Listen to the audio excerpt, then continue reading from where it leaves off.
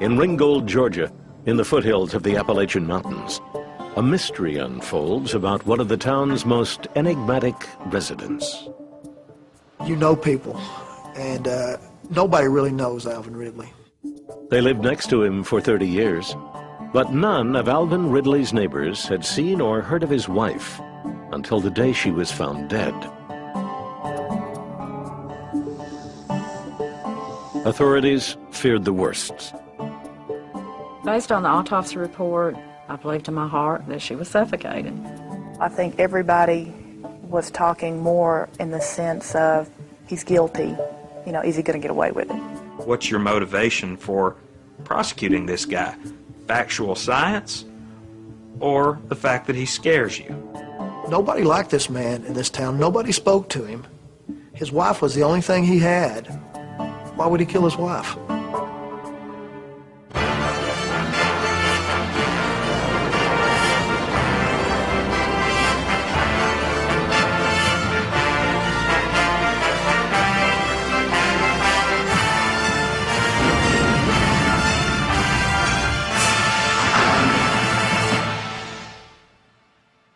Hello, I'm Bill Curtis.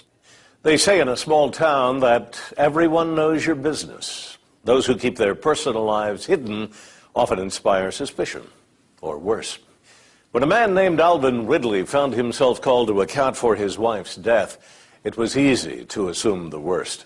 At the time, Ridley was the kind of classic small-town character about whom very little was known, but much was said, and not much of it was good. However, Ridley's story wasn't as simple as it first appeared, and a jury of his peers would have to grapple with the surprising question, was this a case of murder or a most unusual love story?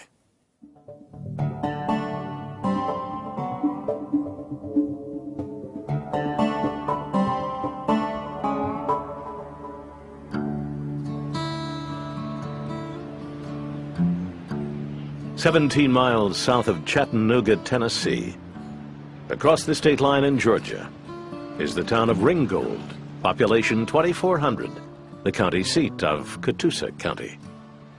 The identity of the place is yoked to the Civil War. West of town is the 1863 battlefield of Chickamauga, where Confederate soldiers routed the Union Army.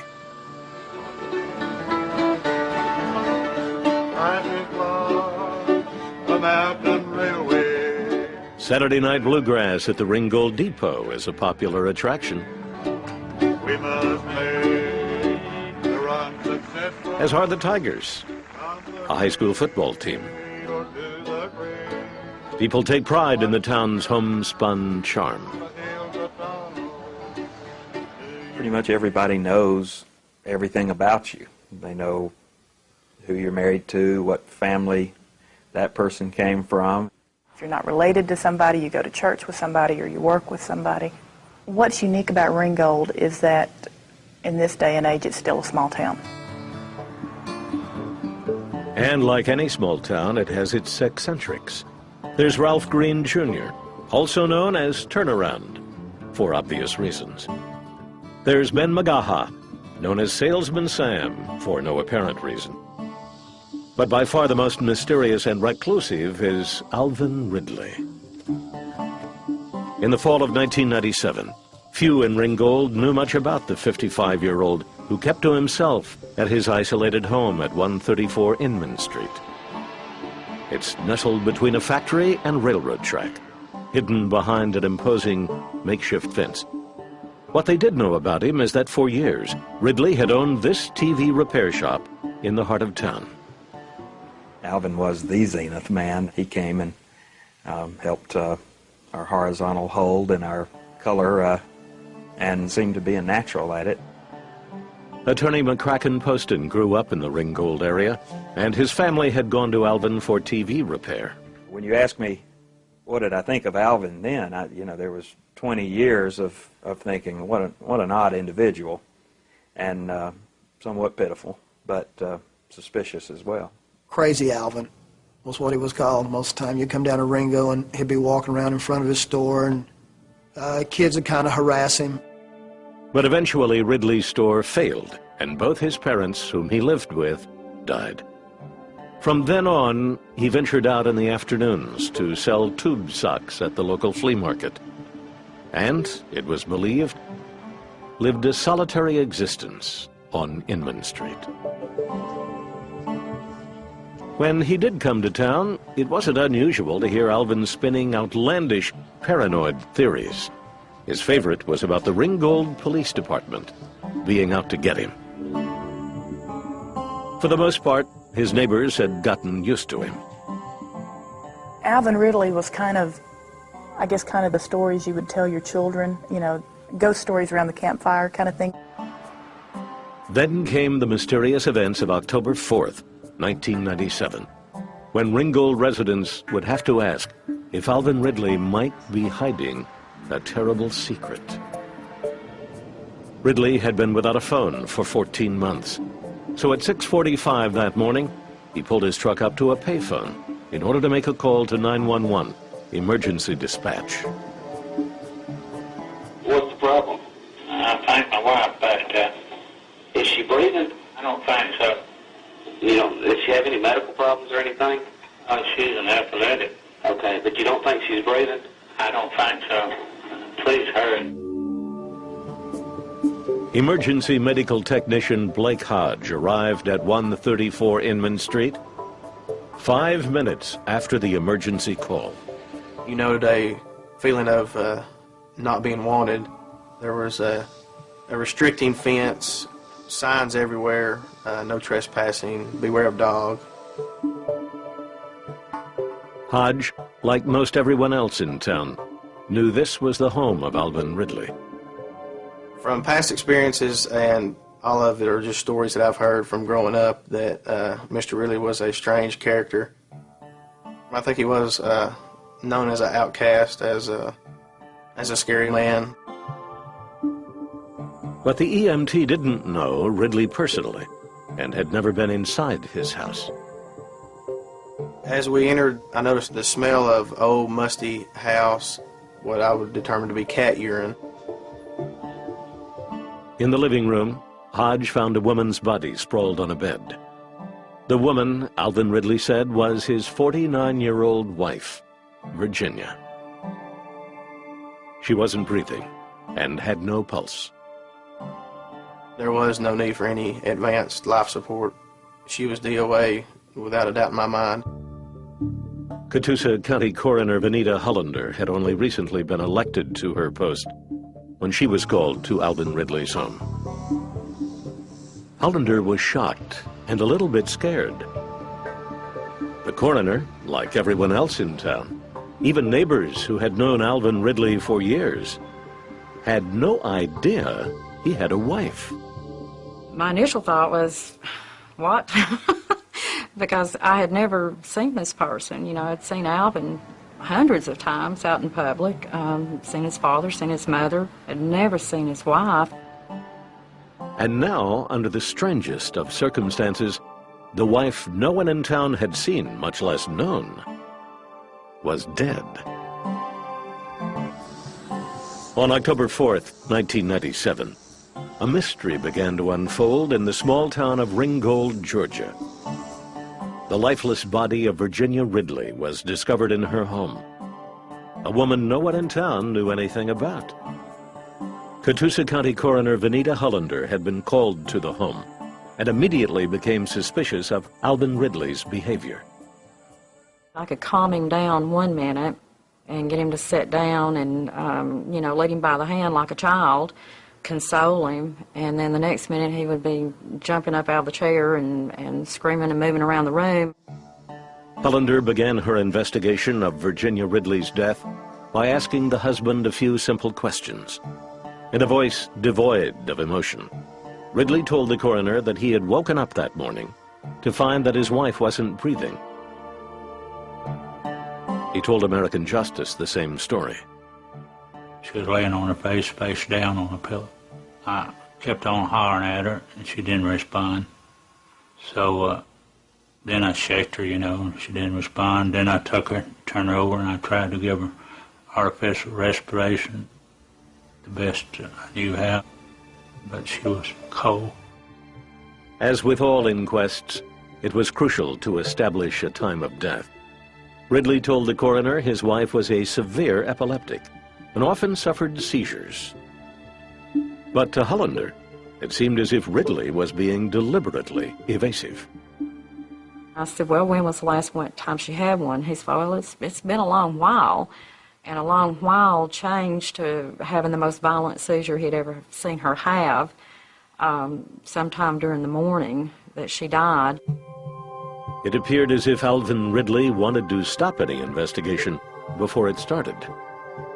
Alvin, tells me, no, I'm not going to put up with an autopsy. We don't need an autopsy. There's no foul play here. There's nothing you need to find out. So that told me there was a lot to find out. The coroner believed Ridley might have murdered his wife. She wrote up the death as suspicious. Hollander then tried to contact Virginia Ridley's family so that someone could officially identify the body. It turned out Virginia was estranged from her family and had been for decades. So when Hollander finally reached the woman's sister, Trixie LaCroix, who lived in nearby Rossville, she was as much in the dark as anyone. I said, identify the body? How can you expect me to identify the body when I haven't seen her in 30 years? In fact, Trixie LaCroix was surprised to hear her sister was still living with Alvin and had survived this long. Actually, I'm going to tell you what we had thought, the family. We had thought that he had killed her, since no one knew about it, and probably just buried her on his property. We didn't know what to think. One day later, Virginia Ridley's body was sent to the Georgia Bureau of Investigation's lab in Decatur for an autopsy. The medical examiner found substantial petechial hemorrhaging, breaks in the blood vessels, typically around the eyes or face. Such hemorrhages can indicate that someone has been suffocated. Authorities were coming to believe that's exactly what Ridley had done to his wife. At that point, Catoosa County Detective Dan Bilbrey was called in, and a criminal investigation got underway. My first contact with Alvin, before we were able to ask any questions, it indicated to us there that he didn't suffocate his wife, that she was bad about sleeping face down. This struck the detective as very suspicious. Bilbrey tape recorded the second conversation he had with Ridley. I wanted her to come to and say something to me. I didn't want her like that. The detective found it strange that Ridley spoke about his wife's death in an unemotional monotone, even when he had made the call to 911. I found several things odd to me. In listening to the tape, Alvin was very calm. What's the problem? I thank my wife, but is she breathing? I don't think so. Not what you would typically expect to find when someone calls that their loved one of 30 years has just passed away. The detective and the coroner found they had many suspicions about Ridley's behavior and his wife's final moments. However, it was almost impossible to investigate the death of someone no one knew was even alive. He had never filed insurance or taxes on her. There was nothing. This woman had existed for years. And what I'm getting at, we need to talk to somebody who's talked to your wife recently. And she wouldn't say nobody. She wouldn't go nowhere. I couldn't even go to church or nowhere. Alvin Ridley's closest friend is salesman Sam. He was the last known person in town to see Virginia alive. That was in 1976, 21 years earlier. I went on down to the store, and when I walked in there, his wife was standing over here. He said, "We've got some work we have to do." I said, "Okay, I'll see you later." So I left, and that's the last time I saw the woman alive. Details of the investigation began leaking out, and predictably, rumors started flying through Catoosa County. In Ringgold, Georgia, that, we all know each other, and that became an issue. We didn't know you had a wife, and that was the first thing that caused suspicion in this case. Soon, the suspicions made it to the local papers. A message on my voicemail that said, that crazy Alvin Ridley's murdered his wife, and they found her. Nobody knew she was up there. Had her chained to the bed, and she was naked, and her hair was a mile long, and her fingernails were curled, and you know, they're going to arrest him anytime now. I picked up the newspaper one day and seen that Alvin Ridley had kept his wife supposedly captive for 20 years in his basement. And then as the days went on, the paper published more stuff. Then the national tabloids picked up the story. Sicko holds wife hostage, then kills her. All these, bizarre stories of false imprisonment and murder. But 8 months after Virginia Ridley's death in June 1998, the publicity was supported by science. Georgia medical examiner Frederick Hellman delivered the completed autopsy report. He determined the cause of death was asphyxiation and concluded Virginia Ridley had been murdered. Detective Dan Bilberry and coroner Venita Hollander had done what is natural in any investigation: use a combination of instinct and evidence to make a case. Their instincts had told them something was very wrong with the relationship between Alvin Ridley and his wife, and the medical examiner's report now seemed to confirm it. But as we'll see, there is more than one way to interpret the same set of facts. In June 1998, Ringgold, Georgia native Alvin Ridley was charged with the murder of his wife of 32 years. Authorities believed he had suffocated her. Before his arrest, Ridley had contacted a few lawyers, but hadn't hired anyone. One of those attorneys was McCracken Poston. Poston had just concluded an 8-year stint in the state legislature and had returned to his hometown to enter private practice. I thought, I better go talk to him since he wanted to talk to me about it. And I visited him at the jail and told him to keep his mouth shut. Poston eventually signed on as Ridley's attorney. If he was to be successful, Poston needed to learn as much as he could about Alvin Ridley's strange life and how he possibly could have had a wife that no one knew about. Alvin Ridley was born in Ringgold in 1942, the only child of Bill and Minnie Ridley. His reputation was cemented early on. I'd heard when he was a teenager, to make people think he had a girlfriend, he would have a blow-up doll that he would put in the car with him to drive around so people would think he had a girl with him. After high school in 1964, Alvin was drafted into the Army. He was trained in electronics, a skill he would later apply to fixing televisions. While on leave that year, he met 16-year-old Virginia Hickey at her home in nearby Rossville. She was a nice person, nice girl, sweet. And she talked to me and kept on talking to me about 12 o'clock at night. The couple seemed made for each other. Virginia, like Alvin, was a social outcast. She was obsessively shy, partly as a result of severe debilitating epilepsy, which she had suffered from since she was 9. She would have this blank look on her face as if she were staring right through you, and then almost immediately the jerking would start, and usually my father would have to take her to our local hospital. At first, the Hickey family welcomed Alvin Ridley as a suitor. When they first started dating, he seemed to be this super nice guy. My mother loved him. My father just, thought he was great. In 1966, the two were married and moved into a small apartment in Ringgold. But tensions arose immediately between Ridley and Virginia's family.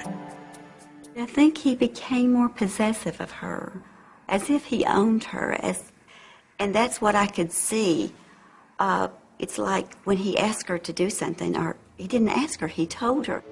The Hickeys didn't think Alvin was capable of taking care of Virginia's severe epilepsy and made repeated attempts to check up on her. But Alvin kept them away. I would call and he'd give me lame excuses like she's gone to nursing school or she's working today. It was a different answer. He was never consistent in his answers. Virginia's family wrote her letters constantly, but Virginia never responded. Ridley claims he and his wife were insulted by what they thought was the Hickeys' incessant meddling. Well, as a husband, when her parents are sticking up on her and telling the neighborhoods that we don't trust him, it upset me and upset her. When we started what he would call the Hickey revenge, the meddling, intervening, it's not meddling, it's caring. Ridley successfully kept Virginia's family away from her.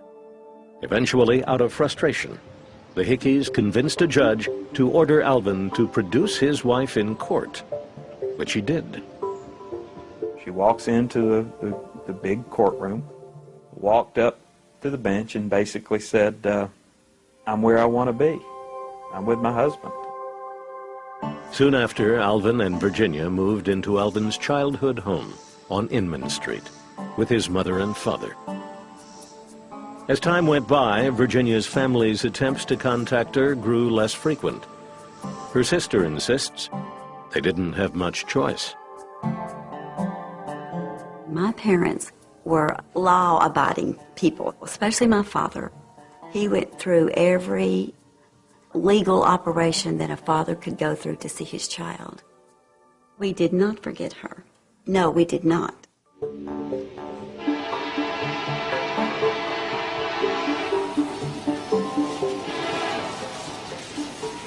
In the years that followed, the Ridleys became more and more isolated from the outside world. Alvin insists his wife happily played homemaker.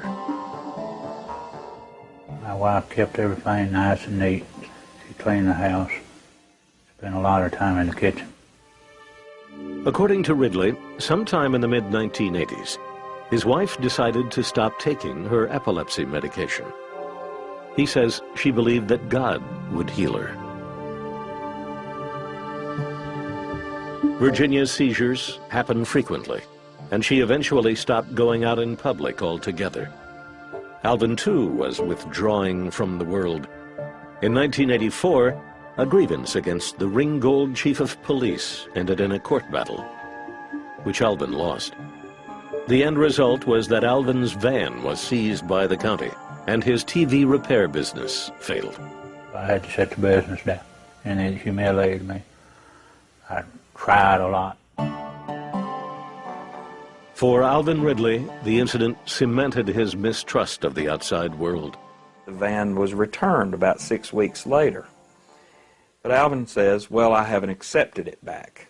And so it sits, basically rusting into the earth. From then on, Alvin and his wife retreated behind their private property signs and were rarely heard from. In town, when Alvin was questioned about his wife, he replied abruptly, if he replied at all, that she was gone. Now Alvin Ridley was under indictment for killing her after 32 years of marriage. His attorney, McCracken Poston, believed Ridley was innocent, but he needed some explanation for why Virginia had died. Medical experts he talked to said it was entirely possible that Virginia, who'd been an epileptic since age 9, may have died from natural causes, not suffocation, as Catoosa County authorities believed. But Poston would need more than doubt about the medical evidence.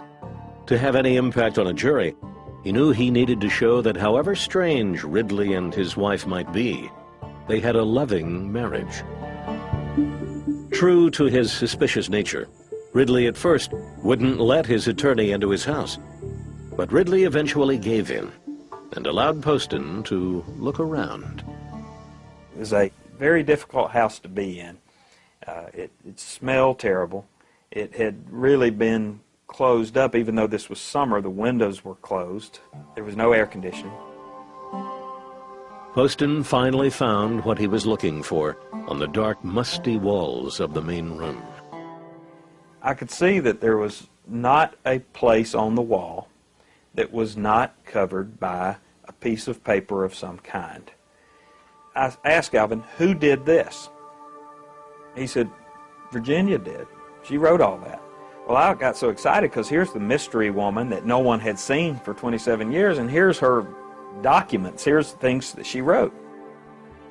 The notes served as a log of Virginia's hermetic life with her husband, what they had for dinner, the first time Alvin rode a motorcycle, a complete cast list for the TV show The Waltons. She explained in her writings why she didn't go to her father's funeral, why she quit taking her medicine. This was a woman who, although she was paranoid, had her own opinions of things. She felt that the world was against she and Alvin. Poston eventually learned that the notes were the result of a condition often found in epileptics called hypergraphia. This symptom is sometimes seen in patients with temporal lobe epilepsy. Epilepsy expert Braxton Wanamaker was consulted by the defense. Hypergraphia is a compulsion to write, and the content can be quite variable. For the defense attorney, the notes were important not for what they showed, but for what they didn't show. Nowhere did Virginia write that she was being abused by her husband or held against her will. These were just her thoughts. These were what they had for supper that night. There was no reason to force someone to write these things. They seemed to indicate that she was, in a strange way, happy in her life. All along, Alvin had been telling Poston about a strange but simple love story about two people, fiercely protective of their privacy and deeply devoted to each other. Now Poston believed he had the evidence to prove it. As the date for Alvin Ridley's murder trial approached, defense attorney McCracken Poston knew he had other problems, besides addressing whatever evidence the state might bring to court. He filed a motion to move the trial away from Ringgold and away from anyone who might already know the myths and rumors about crazy Alvin Ridley. That motion was denied, but Poston would find a way to turn what seemed like a drawback to his advantage. He argued that his client's reputation might ultimately have corrupted the course of the investigation. Back in a moment here on A&E. On January 7th, 1999, jury selection began in the murder trial of Alvin Ridley at the Catoosa County Courthouse. From the beginning, defense attorney McCracken Poston believed he was fighting an uphill battle. Because the defense had lost its motion for a change of venue, the jury pool had been plucked from Catoosa County, Georgia. I didn't want to put a jury full of locals because the prevailing opinion was against Alvin on any given day, just because of the way Alvin acts. The general buzz was that he had done it. I mean, everywhere you went, everybody was saying how Alvin Ridley had kept his wife locked up for 20 years and then just turned around and killed her. I think everybody was talking more in the sense of he's guilty, is he going to get away with it? As proceedings began, Ridley's bizarre personality was on full display. He come in with a neck brace on, and that got me to wonder. I was thinking, why is he wearing that neck brace? Ridley told his lawyer he needed to wear it because he'd fallen off his roof. And it's a good 10, 20 feet probably, but that's what he says happened. It just was so bizarre, but that was the security blanket that he needed in order to stay in the courtroom. It tended to add the story of Alvin Ridley. He wasn't dressed real well. His shirt and pants didn't match.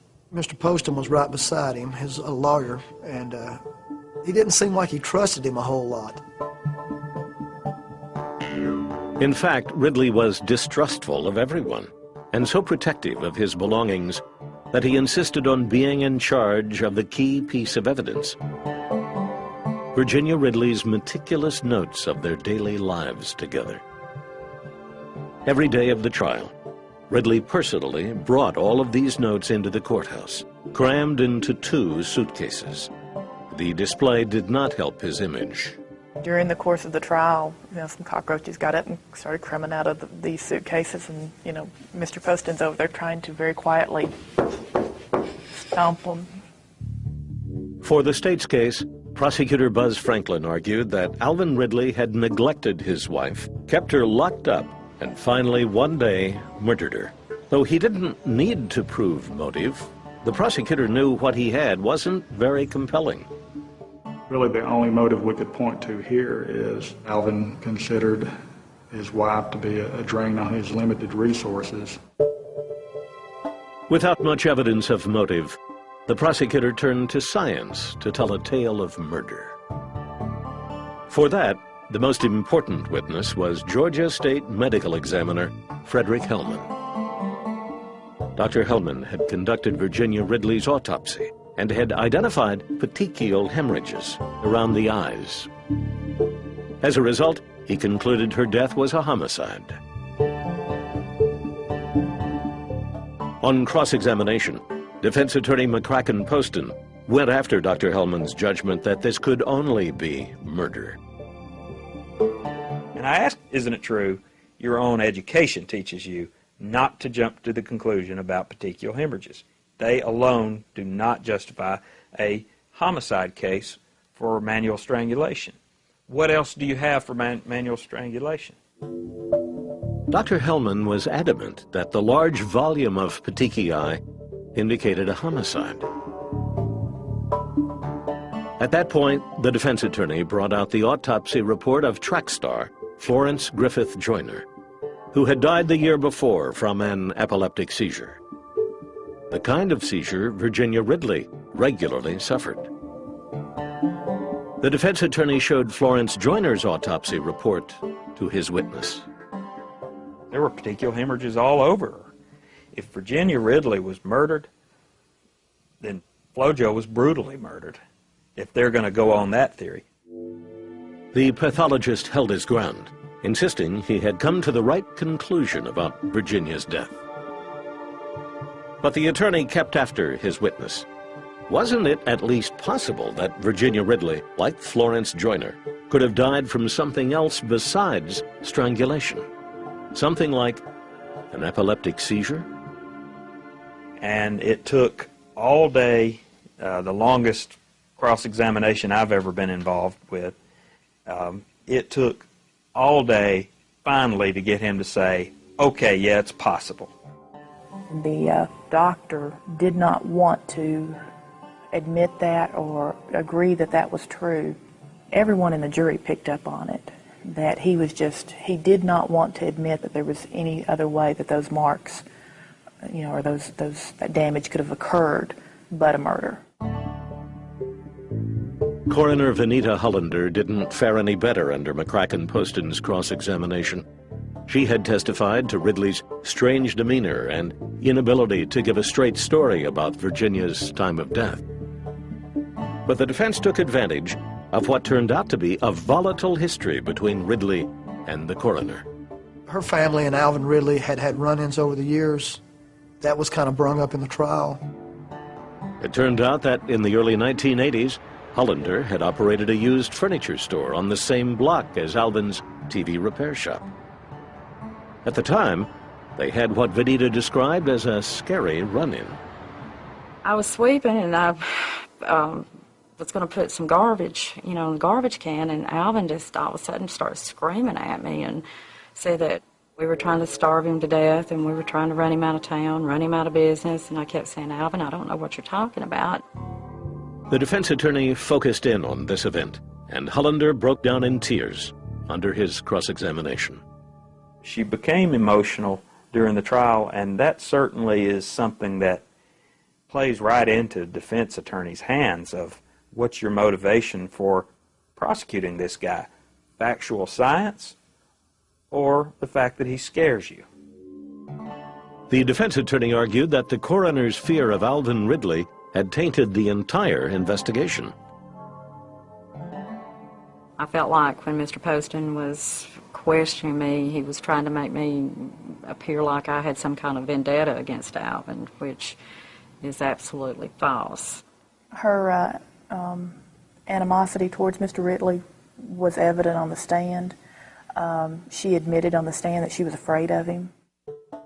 The defense hammered home the point that while the relationship between Virginia and Alvin Ridley had its bizarre elements, There was nothing in evidence to show it was abusive.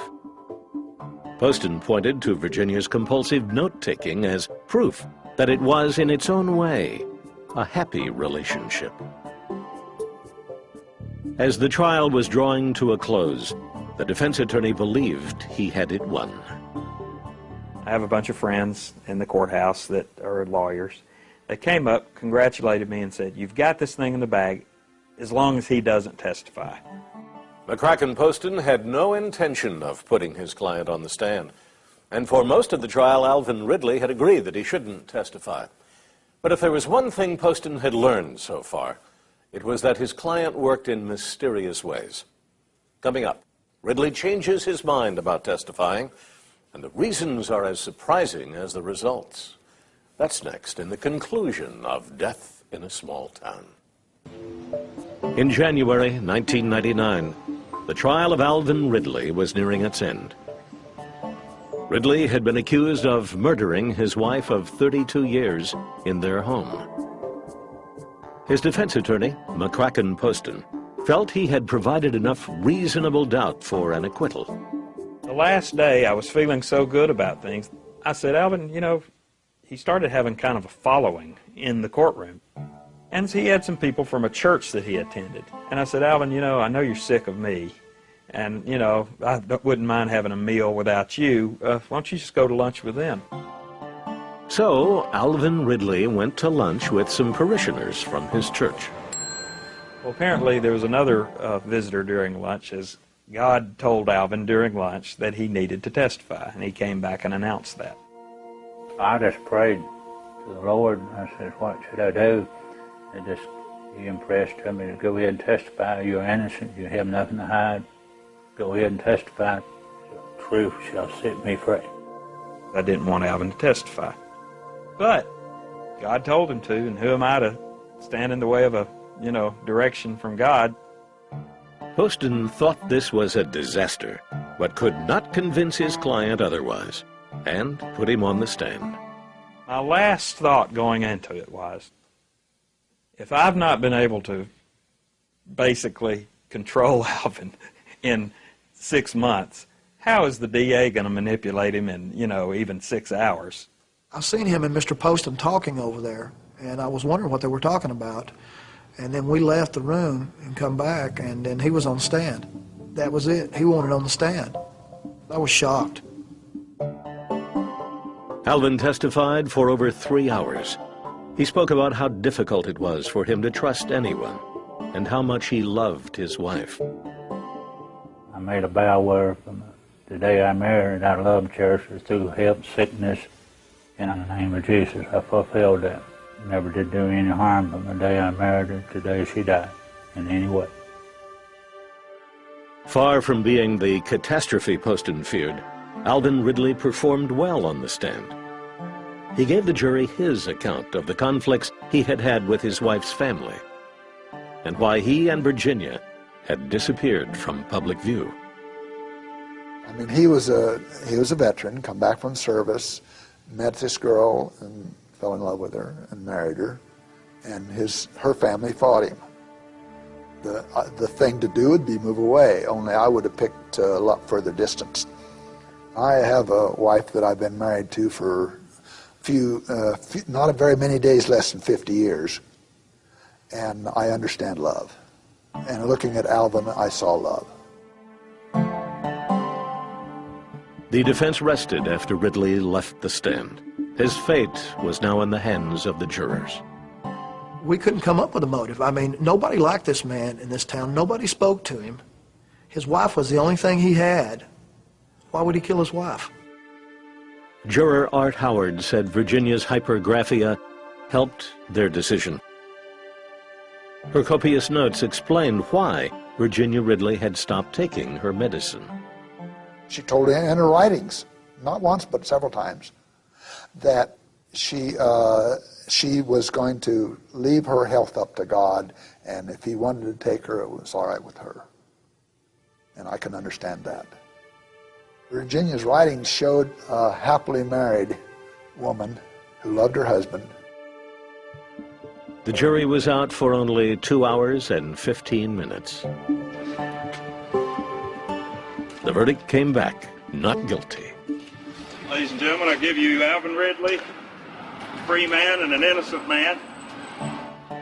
In his own way, Alvin Ridley was thrilled. He says his wife was watching over him. I felt like she was in the courtroom all the time. I still feel she's with me now. The men and women who brought Alvin Ridley to trial were sorely disappointed by the verdict. Catoosa County Coroner Vanita Hollander believes at the very least Ridley was guilty of neglect. I believe Alvin did not care for her needs. I believe he knew that she was a sickly person. She may have been having a seizure. She may have been crying, anything that could have set him off, and in just one spur of the moment, he just got it over with. I do feel like Alvin was responsible for her death. I would hate to be in his shoes in the hereafter on Final Judgment Day, because you can't convince me that he's going to see the pearly gates. None of these people who were Alvin's accusers had any ill intent. Like all of us, they're human. They jump to certain conclusions, possibly because it was Alvin Ridley, that he doesn't have a big constituency backing him up. But, I think it's a real cautionary tale for every community in the nation. Today, Alvin Ridley says he is trying to get his life restarted. I want to get the business reopened, restored like my wife wanted me to. I'm working hard to achieve that now and earn a memory of my wife. The 59-year-old still makes occasional trips to the flea market to sell tube socks and is still living on Inman Street, though now he is truly alone. Ridley's attorney, McCracken Poston, likens Alvin to a famous character in American literature. I said after trial he was like Boo Radley from To Kill a Mockingbird. A very misunderstood human being who was portrayed as a monster by people in the community. He is somewhat of a bizarre individual, but thank God that's not criminal yet. In some ways, the jury of public opinion is still out on the story of Alvin Ridley and what kind of relationship he had with his wife. Those who developed the case believe Alvin Ridley got away with murder, and that the jurors only got a limited view of Ridley's more sinister eccentricities. The jurors we spoke with disagree. They say without a motive and with plenty of reasonable doubt surrounding the medical evidence, there was no way to convict. In Harper Lee's Chronicle of Small-Town Life, To Kill a Mockingbird, the protagonists realize why the Alvin Ridley-like character Boo Radley stayed shut up in the house. The reason was simply because he wanted to stay inside. The jurors in Ridley's case don't try to offer such insight. They say they don't ultimately know why Alvin and Virginia stayed shut up in their house, and that it would be wrong to speculate. I'm Bill Curtis. Join me next time for another episode of America.